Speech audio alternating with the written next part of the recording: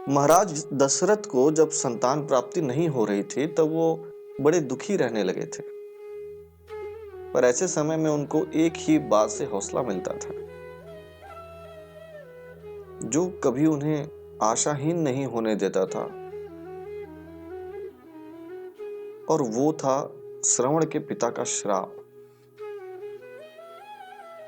दशरथ जब जब दुखी होते थे तो उन्हें श्रवण के पिता का दिया श्राप याद आ जाता था कि जैसे मैं पुत्र के वियोग में तड़प तड़प के मर रहा हूं, वैसे ही तुम भी तड़प तड़प के मरोगे। दशरथ को पता था कि यह श्राप अवश्य फलीभूत होगा, होना ही है। इसका मतलब है कि मुझे इस जन्म में पुत्र रत्न की प्राप्ति अवश्य होगी, तभी तो उसके शोक में मैं तड़प के मरूंगा। यानी ये श्राप दशरथ के लिए संतान प्राप्ति का सौभाग्य लेकर आया था। ऐसे ये घटना घटित हुई सुग्रीव के साथ।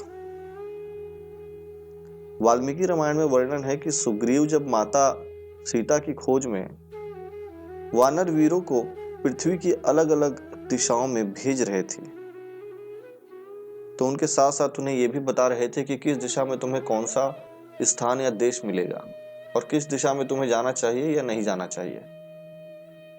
प्रभु श्री राम सुग्रीव का ये भौगोलिक ज्ञान देखकर हतप्रभ हो गए। उन्होंने सुग्रीव से पूछा कि सुग्रीव, तुमको ये सब कैसे पता है? तो सुग्रीव ने उनसे कहा कि मैं बाली के भय से जब मारा मारा फिर रहा था तब पूरी पृथ्वी पर कहीं शरण नहीं मिली, और इसी चक्कर में मैंने पूरी पृथ्वी छान मारी, और इसी दौरान मुझे अनजाने में ही सारे भूगोल का भी ज्ञान हो गया।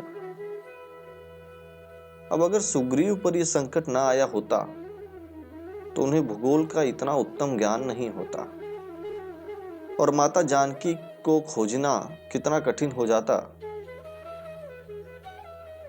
आप खुद सोचिए। इसलिए किसी ने बड़ी अच्छी बात कही है कि अनुकूलता अगर भोजन है, प्रतिकूलता और चुनौतियां वरदान। जो उसके अनुसार व्यवहार करे वही पुरुषार्थी है। ईश्वर की तरफ से मिलने वाला हर एक पुष्प अगर वरदान है तो हर एक कांटा भी वरदान समझिए आप। मतलब अगर आज मिले सुख से आप खुश हैं, तो कभी अगर कोई दुख विपदा अड़चन आ जाए तो घबराए नहीं। क्या पता वो अगले किसी सुख की तैयारी हो। ईश्वर सब जानता है, वो सब देखता है, किसको क्या आवश्यकता है, किसको क्या नहीं है, किसके लिए क्या पा लेना उचित है और किसके लिए क्या नहीं पाना उचित है, ये होनी जानती है, ये ईश्वर जानता है, सब पता है। यदि आप मांगते हैं कि हे भगवान, मुझे एक 10-15 लाख की अच्छी सी कार मिल जाए, तो भगवान भी सोचते हैं कि मैंने इसके आने वाले निकट भविष्य में इससे भी महंगी कार सोची थी। ये तो सिर्फ इतना ही चाहता है। मतलब आपको खुद को पता नहीं है कि मुझे क्या चाहिए, मुझे कितना चाहिए, और मांगने वाले को कभी नहीं मिलता। जो नहीं मांगता उसे मिलता है, क्योंकि आपको पता ही नहीं है कि आपके लिए उचित क्या है और कितनी मात्रा सही है। आप किस लायक हो सकता है कि आप कम मांगे, आपके हिस्से में बहुत ज्यादा हो सकता है, लेकिन मांगे ही क्यों? सही समय पर सही व्यक्ति को सही संसाधन और उसके भाग्य का लिखा सब कुछ मिल जाता है।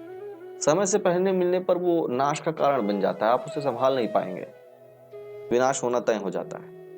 इसलिए समय का इंतजार अति आवश्यक है।